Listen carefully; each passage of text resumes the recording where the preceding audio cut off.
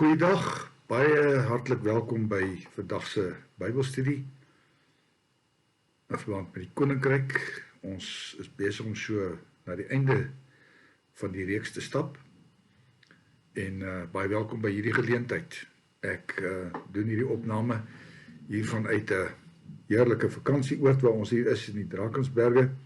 Toe ons hier aangekom het, was die berge spierwit van die sneeu en die sneeu het ondertussen al begin smelt, maar dit bly maar 'n bietjie koelerig, maar ons geniet dit verskriklik hier in die baie mooi natuur en die baie mooi voëlgeluide en al die pragtige dinge wat mense hier so kan sien. Ons gaan vandag die gedeelte doen onder die opskrifie Koninkryksburgers is nie sonder bekommernisse nie. Voordat ons dit doen, kom ons bid saam. Here, baie dankie dat U vir ons weer 'n geleentheid gee om uit U woord te kan gesels. Dankie dat, al is dit virtueel, ons tog kan deelneem en kan oordink en kan notas maak en dat ons met U woord kan besig wees. Ons bid dat U deur U woord ons sal inspireer, deur U Gees ons sal inspireer om as koninkryksburgers jy so op te tree dat ons iets van U koninkryk en iets van U aan die wêreld te kan demonstreer. Gebruik ook vandag se Bybelstudie om dit moontlik te maak in Jesus se naam. Amen. Die gedeelte wat ons doen is Matteus 6, die baie bekende gedeelte oor bekommernisse, vers 25 tot 34, waar Jesus sê, ek sê vir julle, moet julle nie bekommer oor julle lewe, oor wat julle moet eet of drink nie, of oor julle liggaam, oor wat julle moet aantrek nie. Is die lewe nie belangriker as die kos en die liggaam as klere nie? Kyk na die wilde voëls, hulle saai nie en hulle oes nie, en hulle maak nie in skure bymekaar nie, en julle hemelse Vader sorg vir hulle. Is julle nie baie meer werd as hulle nie? Trouwens, wie van julle kan deur hom te bekommer, sy lewe met een enkele uur verleng? En wat bekommer jy oor die klere? Let op die groei van die veldlelies. Hulle swoeg nie en hulle maak nie klere nie, maar ek sê vir julle, self Salomo in al sy pragt was nie geklee soos een van hulle nie. As God dan die gras van die veld wat vandag nog daar is en môre verbrand word, so versier, hoeveel te meer sal hy dan nie vir julle sorg nie, julle klein gelowiges? Julle moet julle dus nie bekommer en vra, wat moet ons eet, wat moet ons drink, of wat moet ons aantrek nie. Dit is alles dinge waaroor ongelowiges begaan is. Julle hemelse Vader weet tog dat julle alles nodig het. Nee, beywer julle allereers vir die koninkryk van God en vir die wil van God, en dan sal hy julle al hierdie dinge ook al hierdie dinge gee. En 'n baie belangrike vers, moet julle dus nie bekommer oor môre nie, want môre bring sy eie bekommernis. Elke dag bring genoeg moeilikheid van sy eie. Ek het toch goed gedink dat ons sommer hier in die begin van die gesprek weer 'n slag net 'n bietjie afskakel en 'n bietjie 'n paar notas maak en gaan sit en nadink oor die vraagie. Daar is so baie mense wat sê dat God se bedoeling nooit was dat sy kinders moet swaar kry nie. Dit was nooit sy bedoeling dat sy kinders bekommernisse moet hê nie, dat dit op hulle pad moet kom nie.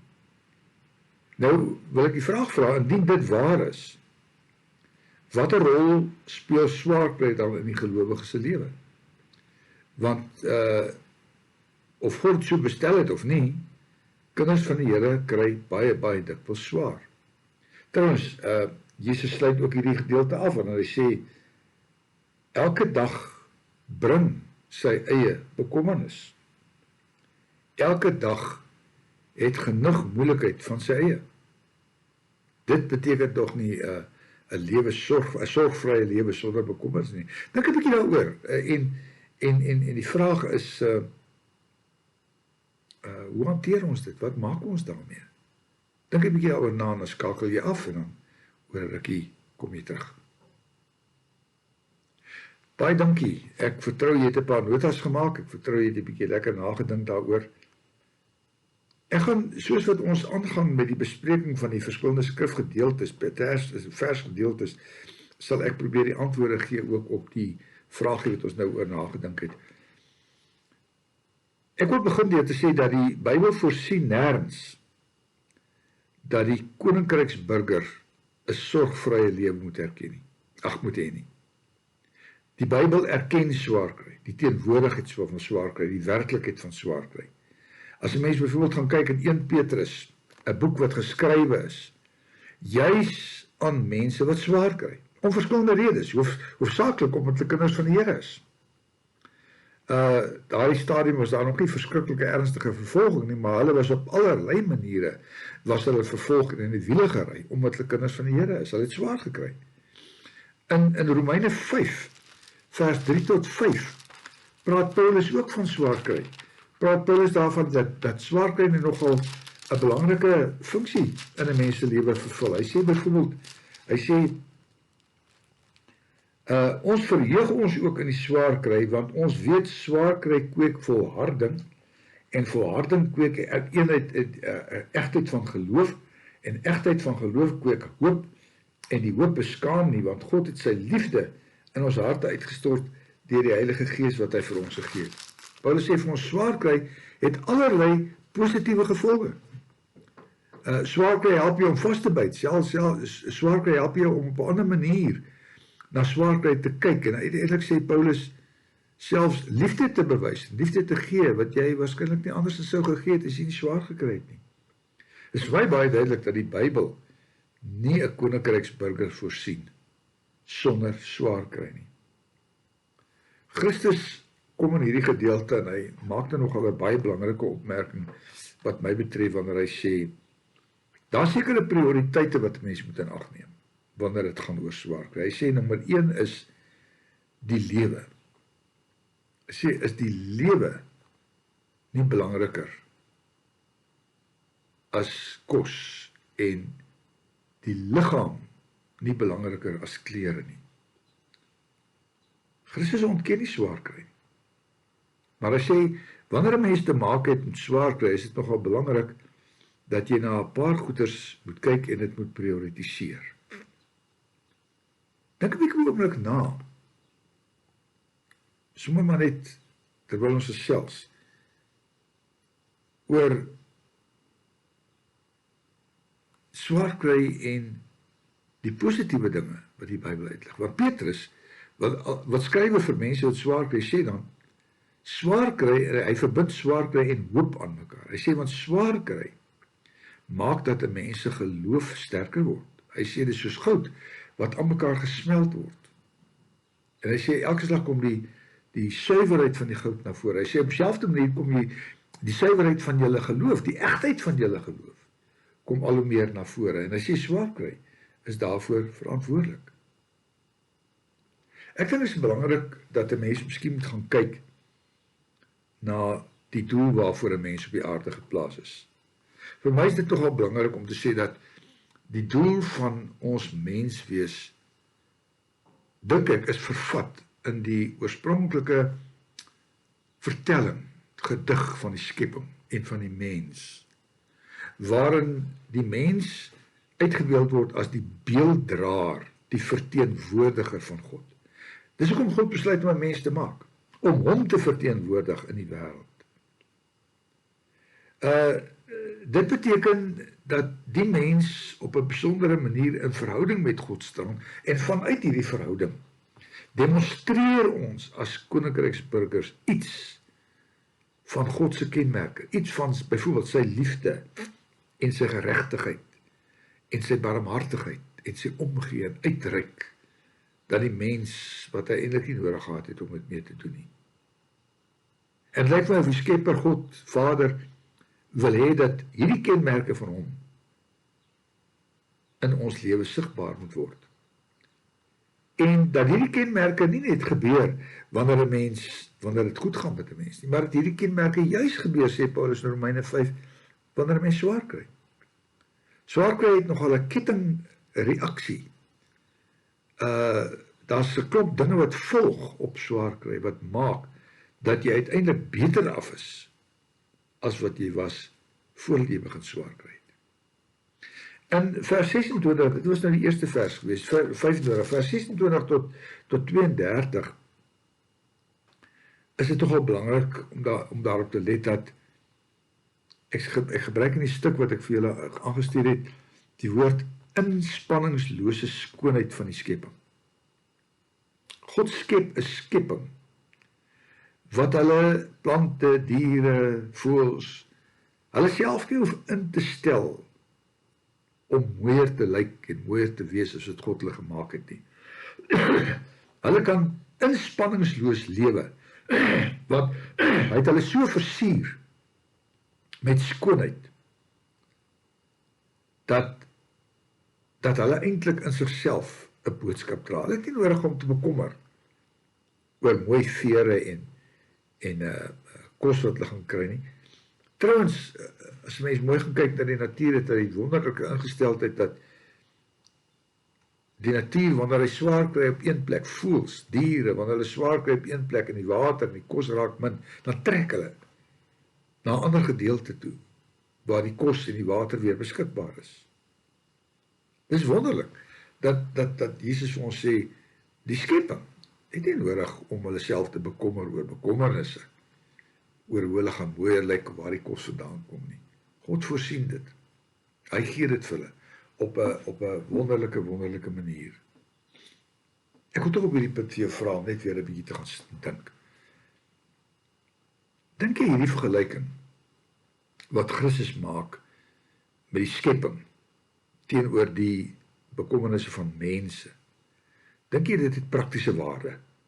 Dink jy mense kan regtig iets uitleer? En ja, wat kan ons doen om Christus se verwysing na sy skepping en die onderhouding van die skepping, om dit ernstiger op te neem? Wat moet ons doen sodat daardie boodskap van Christus ook ons eie lewe 'n bietjie verder kan inspireer, selfs te midde van swaar kry? Skakel maar weer af en dan gesels ons weer 'n bietjie later. Ek vertrou jy het lekker rustig nagedink en 'n paar notas gemaak oor hierdie baie belangrike vraag, want dit lyk vir my so of Christus vir ons die goed sê, maar dat ons te midde van dit nog altyd ons bekommer op 'n manier waarteen Christus ons waarsku. Ons kom net daarby. Die troostryke belofte dat die Vader weet wat ons nodig het, word nogal nodig wanneer 'n mens in 'n krisis is. Die probleem is dat ons baie dikwels dit nie ernstig opneem nie. En ek het gaan sit en dink aan 'n paar redes waarom dit sou wees. Ek weet nie wat het jy neergeskryf nie.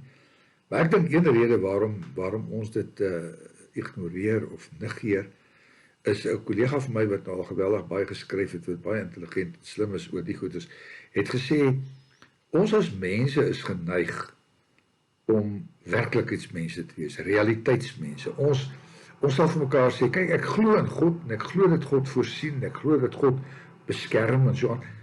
Maar feit van die saak is, daar is ook 'n realiteit. Die werklikheid is, ons word gekonfronteer met 'n realiteit in die wêreld. En die realiteit praat eintlik 'n ander taal baie keer as die beloftes van die Bybel, so sê mense. Ons glo aan God se sorg, maar ons is ook realistiese mense wat sien waarheen dinge is besig om te beweeg. Die volgende ding wat ek dink mense sou kon sê, die Vader verwag vir ons ook om verantwoordelik en selfvoorsienend te wees. Sodat 'n mens die uitdrukking wat baie mense kry wat sê God sorg net vir die wat vir hulle self sorg. Nou dis nie iets wat ek in die Bybel raak geloop het nie. Maar baie mense glo dit. En daarom sê mense ook, die rede waarom ek nie so ernstig hoef te dink oor dit wat God of wat Christus in die bergrede vir ons beloof nie, is die feit dat God in elk geval het dat ons ook vir onsself moet sorg.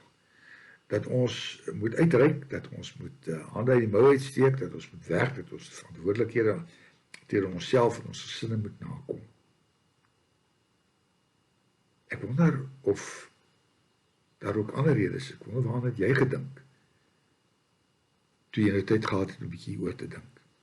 Feit van die saak is, dit lyk vir my of Christus vir ons sê, mens kan op 'n verkeerde manier bekommerd wees. Christus sê nie, jy moenie bekommerd wees nie. Christus sê ook nie, daar gaan nie bekommernisse wees nie. Maar hy waarsku ons, dat jy soos 'n klein gelowige, en selfs sê in hierdie gedeelte, selfs soos 'n ongelowige, bekommerd kan wees. Miskien moet ons dit ernstig opneem. Hy kon sê vir ons, die manier waarop 'n mens na swaar kry moet kyk, is, ek het dit ook gesê, is natuurlik. Onthou die lewe is belangrik. Onthou jou liggaam is belangrik. Die lewe is belangrik in terme daarvan dat jy vir die lewe moet omgee. Dat jy die lewe moet waardeer. Dat wanneer jy selfs oor jou ouer word dink, nie net altyd die slegtigheid daarvan in te sien, of die slegte daarvan in sien nie, maar jy ook vir jouself moet kan sê, ek is so dankbaar om te kan ouer word. Ek is so dankbaar vir elke dag wat die liewe Here vir my gee en elke aand wat ek kan gaan slaap en kan sê dankie vir nog 'n dag wat U vir my gegee het. En die geleenthede wat ek gehad het om koninkrykswerk en koninkryksburger te wees. Elke dag bly besonders wat hy voorsien dit. En ek het nie nodig om myself te bekommer op 'n bepaalde manier nie. Daai bepaalde manier sê Jesus in vers 33 handel oor die koninkryk self. Jesus sê, as jy so bekommerd, as jy so angstig raak oor die dinge wat vir jou dit swaar maak in hierdie wêreld, fokus 'n bietjie nie subjektief op jou probleme en op jou bekommernisse nie, maar fokus 'n bietjie objektief teen die agtergrond van die koninkryk. Sien in jou swaar kry iets van die koninkryk raak. Wat sê Jesus? As jy jou fokus op die koninkryk plaas, dan ook wanneer jy swaar kry, gaan jy 'n wonderlike ding agterkom. Dit is dat die Here alles vir jou gee wat jy nodig het om sy koninkryk sigbaar te maak. En daarom is baie keer is baie van ons bekommernisse waarskynlik baie keer nie omdat ons oor die koninkryk bekommerd is nie, maar is dit juis omdat ons oor onsself bekommerd is. Oor ons welwees en oor ons welsyn betrokke is. En nie oor die koninkryk nie. Jesus sê as jy oor die koninkryk betrokke is, so sê agterkom, jy kry alles wat jy nodig het om die koninkryk moontlik te maak. Om die behoeftes van die koninkryk mee aan te spreek. Dit sê Jesus, dit voorsien God altyd. En kyk jy dan na jou swaar kry, kom jy agter, maar wag 'n bietjie, miskien vra ek die verkeerde goed. Miskien bid ek om die verkeerde goed. Miskien sonder dat ek dit regtig bedoel, bid ek eintlik ter wille van myself en ter wille van my eie welwese. In plaas daarvan dat ek God se koninkryk in gedagte het, ook wanneer ek swaar kry. Dit lyk vir my of Christus vir ons hierdie gedeelte sê, moet jy nie bekommer op 'n manier asof God nie bestaan nie. Moet jy ook nie bekommer op 'n manier asof die koninkryk nie belangrik is nie. Wat sê Jesus selfs in jou bekommernisse? En hulle is daar, want Jesus sê in die laaste versie vir ons, ek het dit reeds herhaal, elke dag het genoeg moeilikheid van homself. Elke dag bring sy eie bekommernis. Jesus ontken nie bekommernis nie. Hy sê, maar die manier waarop ek my bekommernis hanteer, asof God baie keer nie bestaan nie, asof daar nie 'n koning van die koninkryk is nie, asof daar nie 'n koninkryk is nie, maak dat ek myself soos 'n klein gelowige, of nog erger sê Jesus, as 'n ongelowige gedra, wanneer dit by swaar kry kom. Dit lyk my die toets is, dat ons rondom bekommernisse in my lewe op God, ek die fokus reg kry. Kom ons oefen ons daarin, dat wanneer dit nie na ons wense gaan nie, dat ons vir onsself die vraag afvra, tot watter mate is dit wat ek vir die Here vra, die dinge waaroor ek myself bekommerd, tot watter mate is dit belangrik vir die koninkryk, want as daar dinge is wat ek kort, omdat ek die koninkryk wil sigbaar maak, dan sê Jesus, dan gaan jy agterkom, God gee dit vir jou, en al die ander dinge, wat jy nodig het. Ek spreek regtig die vertroue uit, dat hierdie gedeelte jou gaan help, om anders te dink, oor bekommernisse. Lekker dag vir jou.